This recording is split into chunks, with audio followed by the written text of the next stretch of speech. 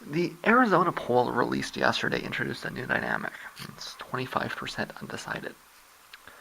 Now, I generally tend to interpret undecided voters as undecided voters and rub up against the idea that that they will distribute nicely in the end. So that's kind of the general perspective, is that whatever undecided voters are doesn't matter because they'll distribute the way that decided voters do. I tend to reject that.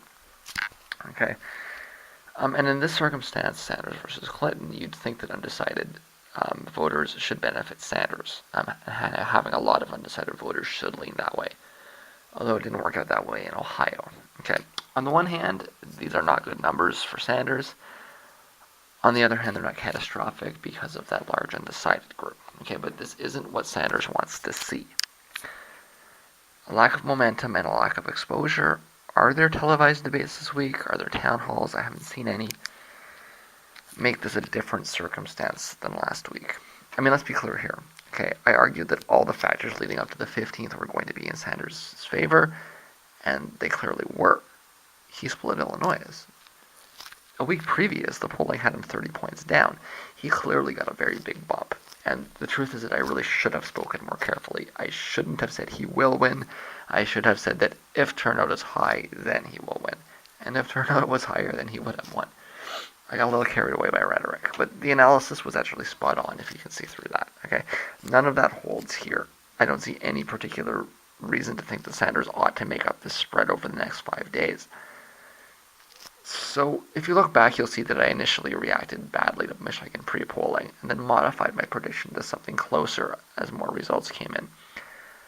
I am going to need to see some more polling before I post a negative prediction, but I don't see any reason to suspect that the situation will repeat itself. There's a lot of reasons to suggest that he can do well in both Tucson and Phoenix, but right now this looks bad, even while acknowledging that we'll need more data before we should start freaking out. So, what we want to see right now is something closer to maybe a 5 to 10 point spread. Um, a big spread like this is not something that you want to see, but I mean, this is just one poll, and it'll be very useful to see some more polls start to come in. This is not enough data to make a prediction on, but it's not exactly what you want to see for right now. I just want to say something about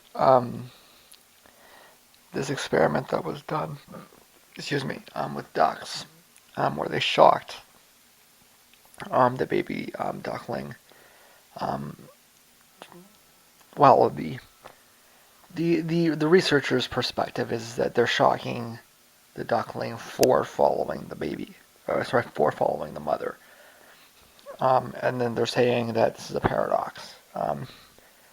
But the idea that a duckling is cognitively developed enough to understand that it's being shocked because it's following is something that would need to be demonstrated on its own, and I think would be very hard to demonstrate because it's probably not true. A way to understand the situation without developing a paradox is simply to point out that the duckling, like the baby duck, is trying to flee danger by attaching itself to the mother, and it's not able to understand anything else. It's only able to understand safety is towards the mother, and it may be the case that the more you shock it, you might be putting a shock in between it, or something like that, and it may just exaggerate the response. It's not a paradox. It's just a proportional response. The more danger that the duckling feels it's in, the quicker it will run to its safe point, and it's just not smart enough to understand these complicating factors. So that's not a paradox. It's just a misunderstood experiment. Um, that said, well, no, I'm not gonna bother. I'm watching. This is a well put together film. This is the reason that I'll watch his videos, because once in a while he'll do something interesting like this. But pointing that out and using pointing that duckling experiment out and using it as evidence that humans are easily manipulable is a big problem. Number one, because it's ducks, and number two, because if you really understood the experiment, what you'd really be seeing is just a duckling that's reacting proportionally to what it is interpreting as danger by trying to get back to safety as fast as it can. They also brought up this experiment they did with dogs, where you have one group that was being consistently treated well, another group that was being consistently treated poorly, and a third group that was randomly treated, nicely or poorly. And they concluded that it was the third group that had the strongest level of dependency to humans, and they're trying to draw some conclusions about attachment or dependency. Dogs are smart. They're certainly smarter than ducks. I don't think anybody would say they're as smart as monkeys, but they're smart. And a dog can figure out concepts of causality fairly well. Okay, if you've ever had a dog, you know that if you have a relationship with a dog and you punish it, the dog will suck up to you afterwards, because it knows it did something that it shouldn't have done, and it wants to make up for it. That's something that, like I say, if you've had a dog, you know that that's true. Dogs hold grudges. They have a concept of retribution, and they understand that if they've been punished for something, then they need to make amends for it. Which I'm not even sure that most humans have a really fully defined concept of, but dogs mostly do, right? So when you see that, you're not seeing some reduction to slavery or something.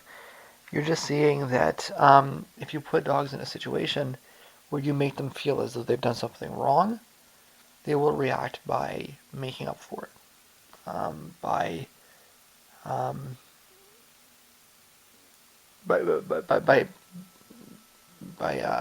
trying to redeem themselves, right? And that's not it's not about dependency or control so much as it's about self-interest, because the dog realizes that it wants to get on its good side with the people that it's cohabiting with, the people that are a part of its pack, or however you want to articulate that. It wants to be on good terms with that, and so if it feels like there was a transgression, like it did something bad, then it will try to make up for it. Which is not really to take away from the general point that he's trying to make here. So much to point out is that that's another experiment that's being misunderstood. You see this all the time on these kinds of alternative media people. They consistently do this. Yeah. So I mean, it's not.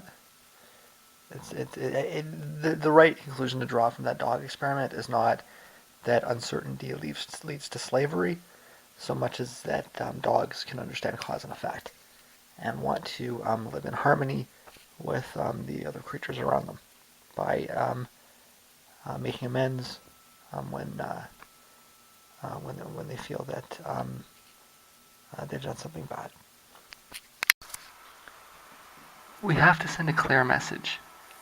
Just because your child gets across the border, that doesn't mean the child gets to stay. Things Hillary actually said.